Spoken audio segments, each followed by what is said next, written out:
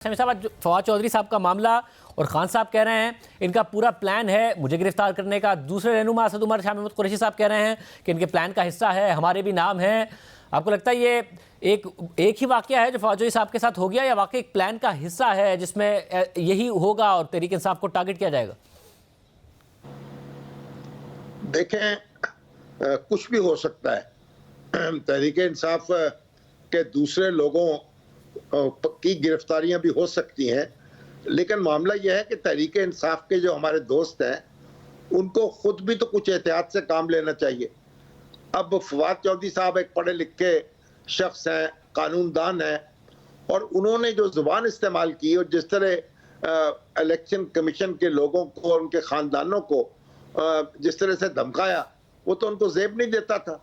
तो मुनासिब तो यह था कि वो अगर गलती हो गई थी तो फौरन उसे वापस ले लेते, ट्वीट कर देते कि भाई ये अल्फाज जो हैं जज्बात में मुंह से निकल गए हैं, ताकि बात खत्म हो जाती। अब तो ये अगर इस तरह बेहतियाती का मुजाहरा होगा और इस तरह अदारों को निशाना बनाया जाएगा और धमकाया जाएगा, तो फिर आप तो अपने मुखालफों के हाथ मजबूत कर रहे होंगे ना, उनको मौका दे रहे होंगे कि कार्रवाई करें। और शामी साहब, इसमें आपको लगता है खान साहब से बड़ी मिसकैलकुलेशन हो गई है पंजाब हुकूमत देकर, या फिर 2-3 महीने का गेम है, उसके बाद उन्हें वो पंजाब हुकूमत वापस मिल जाएगी, इसलिए जो खेला अच्छा खेला? देखिए, खान साहब ने जो कुछ भी खेला है उसके कोई अच्छे नताइज सामने नहीं आए। पहले उन्होंने असेंबली से, कौमी असेंबली से इस्तीफे दिए, कहा कि हम इस पर नहीं बैठेंगे। फिर अपनी दो असेंबलियां तहलील कर दी। अच्छी भली उनकी हुकूमतें चल रही थी यहाँ, और उन्होंने हुकूमतों को धक्का दे दिया दरिया में, और बेयारो मददगार अब खुद बैठे हुए हैं। और अब फैसला किया कि हम असेंबली में वापस जाएंगे। जब फैसला असेंबली में वापसी का हुआ तो इस्तीफे मंजूर हो गए धड़ाधड़। तो अब जो खान साहब की जो हिकमत अमलिया गुज़श्ता 7-8 महीने की, वो तो नाकाम हो गई है, उनको खुद अंदाजा हो गया है।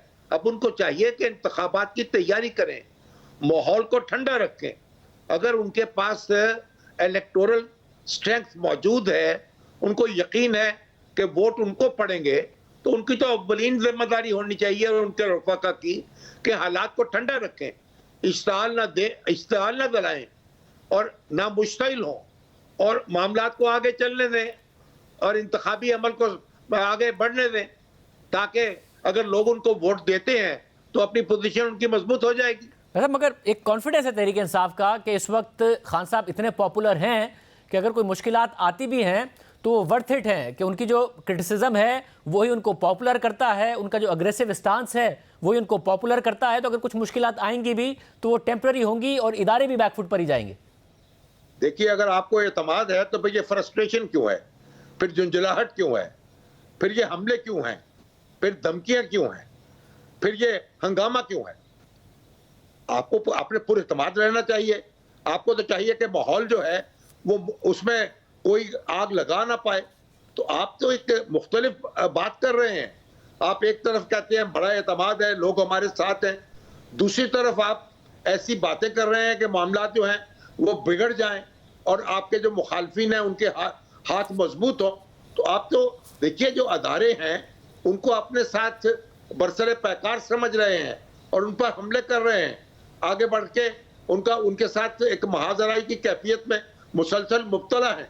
तो इस तरह से आप अपनी ताकत जो है उसको कम कर रहे हैं, उसको ज़ाया कर रहे हैं, उसको एक बेजा किस्म की मुशक्क़त जो है उसमें मुब्तला हो रहे हैं। इसका नतीजा बेहतर नहीं निकलेगा।